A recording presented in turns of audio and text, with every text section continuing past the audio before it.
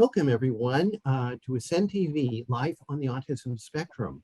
I'm Keith Halpern, your co-host. And I'm Will Burnick, your co-host. And today, our guest is Jeremy Hamburgh, founder of My Best Social Life, a program which helps people on the autistic spectrum to form more and better relationships. But before we get into our guest, Will, what's with your shirt? This week's shirt is my Cal State East Bay shirt. I wore this because I went to Cal State East Bay for 4 years. I even lived on campus. I wear this to represent Cal State East Bay and remind everyone I went there. Thank you very much, Will. I've heard a number of very good things besides from you about Cal State East Bay and how it helps our community.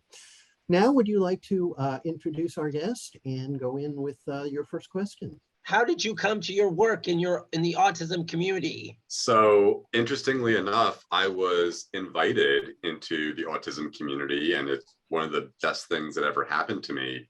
And the story is that I was doing dating coaching for neurotypicals, for the general population, because I had started a young professionals organization in Manhattan, in New York City, where I'm from.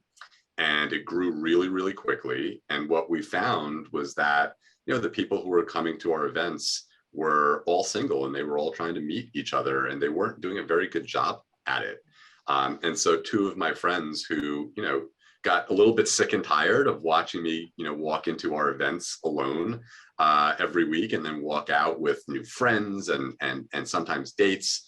And so they asked me, what are you doing that we're not doing? You got to teach us. And I said, I have no idea what I'm doing, but let me give it some thought. And so I spent 3 years reading about the psychology and the neurology and the biology of what makes people attracted to each other. And actually some of those books are here and up there. And after 3 years, I realized that the science behind why people are attracted to each other is actually very similar to the science behind how you win over a jury. And for those of you who don't know already, when I started as a coach, I was a criminal prosecutor in New York City. I was doing a lot of financial crime prosecution at the time. And when you think about, if you ever watch Law and Order, or you ever watch a courtroom drama, and you think about the prosecutor has to win over that jury of 12, right? He has to win over those people who are listening. And the way a prosecutor does it is with confidence, good questions, good listening skills, and telling a good story. Well, guess what? After I read all these books, I realized that's what makes people attracted to you as a human being, as a friend, as a girlfriend, or as a boyfriend. Right? You have some confidence, you tell good stories, you're a good listener, you have curiosity, right? They're the same skills. I realized that winning over a jury of 12 is pretty much the same as winning over a jury of 1. And so I went to the Jewish Community Center in Manhattan, the JCC, and I said, hey, I want to do a workshop for you guys about, how to be more magnetic and more confident and be better at dating. And they said, yeah, that's good, as long as we don't have to pay you for it. And I was like, okay, I'll work for free. Like, yeah, cool, let's do that. I'll work for free. And so I did these really innovative dating programs. And what I didn't realize was that the JCC was also home to 3 special needs organizations. So there was Match Connect and Boost and the Adaptations program at the Silver Center for Special Needs. And all 3 of those organizations invited me in because their members were coming to my workshops anyhow. And Adaptations invited me to stay and be their in-house friendship and dating coach. And I did that for 3 years. And it was the biggest blessing of my life because I got to meet all these people who were neurodiverse in some way. I would say about half of them were autistic. But they were all neurodiverse in some way. And they taught me so much about the world and about myself because I didn't know much about autism at the time, right? What I knew about autism was mostly from a cousin of mine who, is what I think you would call profoundly autistic. That was my concept of autism. And so I learned so much about about people and neurodiversity. And I fell in love with the autism community. And I think many of them fell in love with me. And it's been a 13-year love affair where, my job in life, my career is helping people on the spectrum with the skills and the confidence they need to make new friends and start dating and turn conversations into relationships. Tell us about what you're doing today. So my day is basically three things. I work with Alana Frank. Alana Frank was a 16-year veteran of the New York City public school system, where she had a focus on special education students, and she and I do three things from the time we get up to the time we go to bed. First is we do a lot of meetings with other people who are in the autism services community. So we meet with therapists and people who run programs and people who run social groups, and we just try to meet new people, so that when people, when families come to us or someone on the spectrum comes to us and say, hey, this is the help I'm looking for, we have an incredible wealth of resources that we can offer people if we're not the right answer for them. So I spend a lot of time meeting with autism experts. But most of our day is either with people who schedule strategy sessions with us. So any autism family can ask Alana and I to spend 90 minutes with them. And we usually get on the phone with a young adult on the spectrum and both of their parents, because we like hearing everyone's perspectives. And we spend 90 minutes at no charge, and we talk about, what do you want your friendships and relationships to be? Where are you getting stuck? And what are the steps to get from where you are now to where you want to be?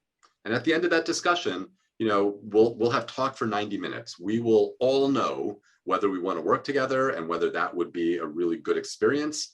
And if so, we talk about the Social Life 360 program, which Alana and I run. And if we're not the right resource, we try to help connect families to whatever is, because we just want people to live their best lives.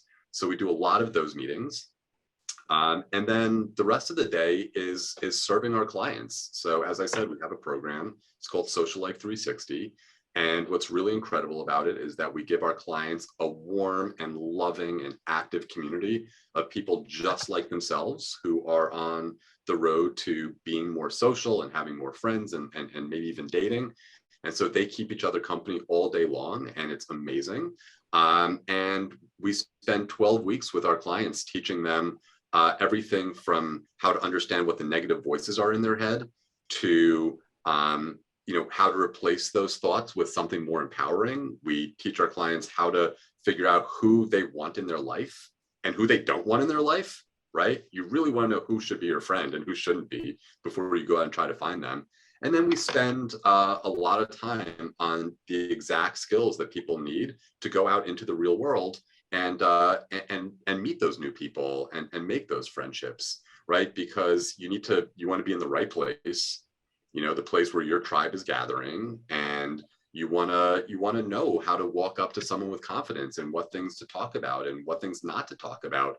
That way you can have a really great conversation that results in in exchanging phone numbers or planning a get together or maybe even a date. So that's my whole day. It's just connect with people and help people and families on the spectrum from the minute I get up to the minute I go to bed, and I love it. Jeremy, I understand that you now have some slides which will show our viewers the program that you and Alana do. Yeah, so I was so honored last week to be invited by Ascend to give a presentation about the 5 steps to meeting new people and making new friends and starting to date. So it was wonderful. We got to speak for about 45 minutes, and then we took a whole bunch of questions. I want to share some of the really essential slides.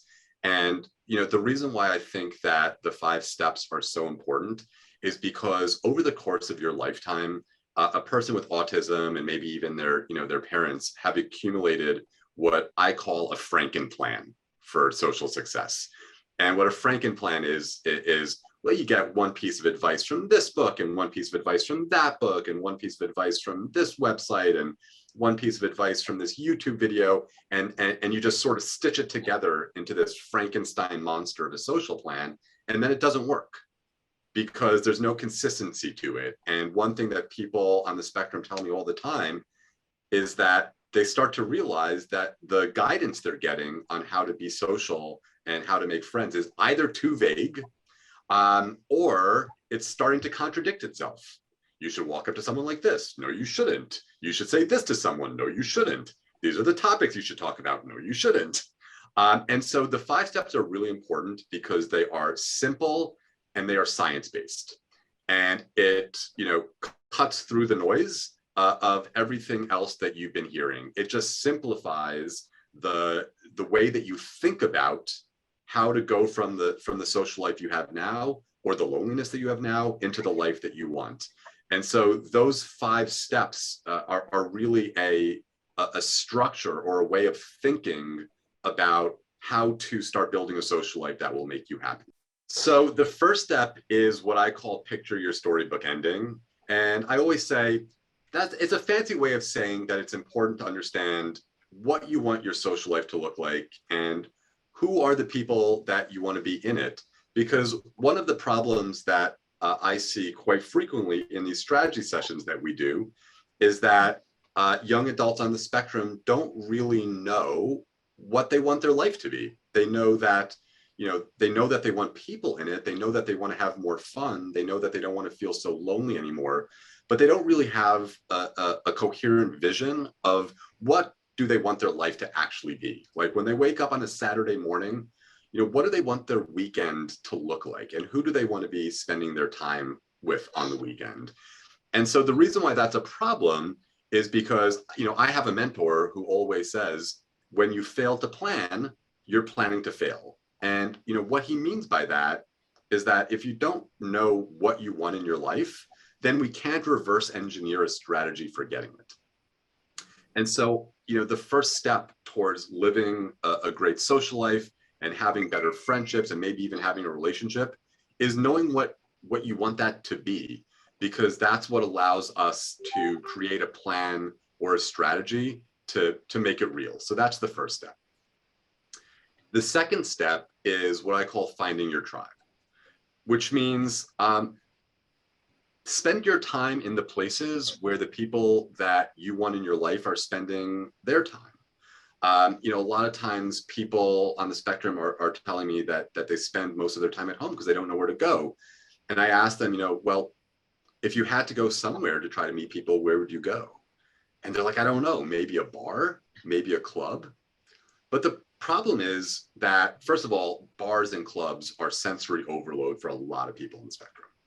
There's just a lot of sound and a lot of people and a lot of heat. And it's just, for a lot of people on the spectrum, it's just too much craziness. Also, I've noticed a lot of people on the spectrum don't really like to drink alcohol. It's something kind of fascinating about the autism community. And I actually posted a poll to try to understand better, why do people on the spectrum seem to drink alcohol less often than their neurotypical counterparts? It turns out that there was no consensus. Everyone had a different reason. But bars and clubs are part of alcohol culture, and a lot of people on the spectrum don't want that.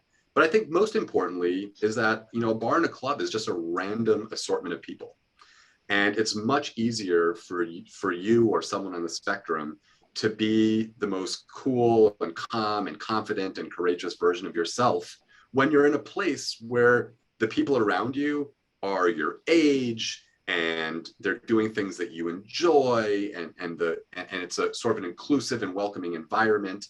So that's really the goal, right? When we work with our clients, our goal is to help our clients find their tribe, find the places that they feel like they belong, because it just makes socializing so much easier to feel like you belong. We oftentimes talk about, well, what does it mean to find a friend? And I think that it's really important because for a lot of people who are lonely or haven't really had a companion or a friend in life, or maybe not in a long time, a lot of people are just willing to settle for less than they deserve. And Alana and I don't want you to settle for less than you deserve. We want you to have the friendships and the relationships that you want. But that's kind of abstract, right? Like, okay, but what is a friend? What is a relationship? And so it's important to know that the people who belong in your life, the people who should be your tribe and should be your friends and should be your partner, have three essential qualities at least. Number one is that they allow you to be who you are. They accept you for who you are. We talk about it in terms of allowing you to be your authentic self, so that you don't need to put on a mask and you don't need to be faking it. So that's number one. Number two is that they have to be committed to building and nurturing the friendship or the relationship with you, because we see so many instances where, a young adult will come to us for a strategy session. They'll be like, yeah, I have lots of friends. And I'll say, okay, how many times did you invite them to hang out with you, in the last month?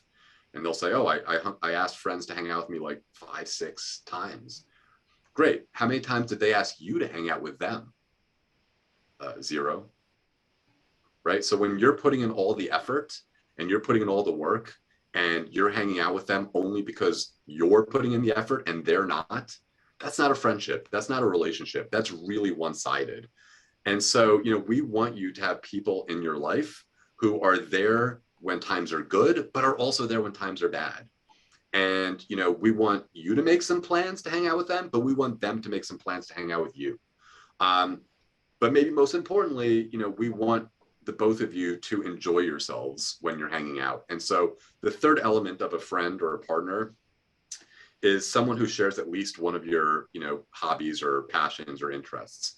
And it doesn't matter whether that's music or movies or video games or anime or any of those things, right? It doesn't, as long as the two of you share something that you both really love, it gives you something to do together. It gives you something to talk about together. It gives you something to bond over. So, Alana and I don't want you to settle for anything less than people in your life who have all three of those qualities. And then the question we're always asked is, is the internet a good place to find these people? And, my observation from 13 years in the autism community and almost 1,000 interviews with people on the spectrum is that online dating probably should have been the answer, right? Or social media should have been the answer, because there are like 5 billion people on social media, and you don't need to make eye contact, and you don't need to read their body language, and you have time to think about your questions and think about your answers. The internet should have been amazing for people on the spectrum, and for most people just isn't. Most people on the spectrum tell me they send out 1,000 messages on dating sites, and they get no response, or they get one response and then it fizzles out, or they get ghosted, and a lot of people get defrauded. I told you I was a prosecutor for 7 years in New York City. Almost 4 of those years were specializing in financial crimes. And the thing that I can tell you with absolute certainty is that the internet is the easiest way for fraudsters to find people who are lonely and looking for companionship and looking for love. And they will fool you into believing that they are real. And then they'll start asking for money. Now, I am not saying that everybody on the internet is out to scam you. That is absolutely not true. But people who are lonely fall for love scams at a much, much, much higher rate. And especially for someone on the spectrum who may have more difficulty with seeing those warning signs and those red flags, we hear way too often that people on the spectrum are having their bank accounts essentially looted by fraud and exploitation. We will now turn to our book correspondent, Jennifer Brooks. Thank you, Keith. So today we saw Jeremy give us some excellent ideas on how to establish relationships. And we also talked a little bit about where do we go from here once a relationship has been established. So to carry forward with that, today I would like to tell you about the book Unwritten Rules of Social Relationships. This is a book co-written by two of the most outspoken people on the autism spectrum, Dr. Temple Grandin and Sean Barron. And the first part of the book is Sean and Temple sharing about how they struggled for their entire lives to understand people, understand the art of interacting with people, understanding how to make people want to be their friend and what it really means to have a friend. And neither one of them ever experienced any aha moment where, you know, the mental light bulb went off in their head and they go, aha, that's it. That's what it is. Now I understand everything. No, it wasn't like that for either of them. It's a story that I'm sure many of us on the spectrum can relate to. I know I can. But as a result of their lifelong struggles, they were able to come up with 10, well, they really shouldn't call them rules. They'd be more appropriately called guidelines or a framework to work within, because we all know that rules have exceptions, but these are the rules or guidelines that they come up with. Rule number 1 says that rules are not absolute. They are situation-based and people-based, which is, I mean, that's the very thing that drives those of us on the spectrum crazy. There's 8 billion people in the world. How on are we ever supposed to learn 8 billion different ways of interacting with people? It's just impossible. When you're given a formula in your math class or your physics class, you know that that formula is going to work in every situation that you apply it to. But the social formula that you use on one person doesn't work on the next, and you have no idea why. It's exasperating. Rule number 2, not everything is equally important in the grand scheme of things. Rule number 3, everyone in the world makes mistakes. It doesn't have to ruin your day. Rule number 4, honesty is different than diplomacy. We've heard that honesty is the best policy. No. Diplomacy is the best policy 99% of the time. Rule number 5, being polite is appropriate in any situation. Rule number 6, not everyone who is nice to me is my friend. Sure, you go to a store, you go to McDonald's, you order a hamburger. The person at the cashier is very nice to you, but that doesn't mean that the cashier at McDonald's is your friend. Rule number 7, people act differently in public than they do in private. Rule number 8, know when you're turning people off. Rule number 9, fitting in is often tied to looking and sounding like you fit in. And finally, rule number 10, people are responsible for their own behaviors. And that rule applies just as much to neurotypicals as it does to people on the spectrum. We'll now finally hear from Stacey Kennedy, our cultural correspondent. Hello, everybody. Today, as you've, for the last several years now, like start again. Hello, everybody. Today, I would like to share that Sunday, July 24th, there is a autism families walk going on at Rockaway Beach in Pacifica. And I love Pacifica. It's beautiful. I've been there several times. I don't think I've ever done this walk or walked the trailer, but I have eaten at the restaurant Nick's. Anyways, Lisa, who is pretty much the coordinator of this, she's part of the Hiking Autism and Family, and she welcomes you and wants you to join on that day. Starts around 10 a.m. or so, but You can also email Lisa Lewis at sonic.net. Well, it's LLOUIS, all lowercase, not her full name, but yeah. It's a path that is paved, but there are going to be some some hill climbing or so. It is Pacifica. So visitors can also enjoy 2 beaches while on this outing. And so RSVP it's recommended, but not required. So again, you email lewis@sonic.net, and that's happening Sunday, July 24th. Monday, July 25th, the next day will be, there's an event called Sailing on the Nomad at 12:30 p.m. Join a relaxing time on the bay, seeing marine life and a view of the coast from a different perspective. This will be take place in Santa Cruz at 789 Marina Parkway. August 21st in San Francisco at Pier 23. Starting at 3 will be, shoot, I lost my train. Anyways, it's supposed to be Autism on Tap.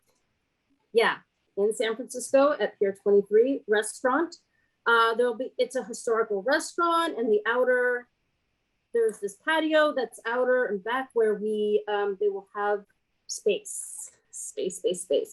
They will have snacks, and you can feel free to order your own meal and drinks. And there's the parking lots in the vicinity. There's several. And again, that's August 21st on a Sunday, starting at 3. And it is open to all, but please note that there may be challenging things, and children or anybody who's prone to elopement.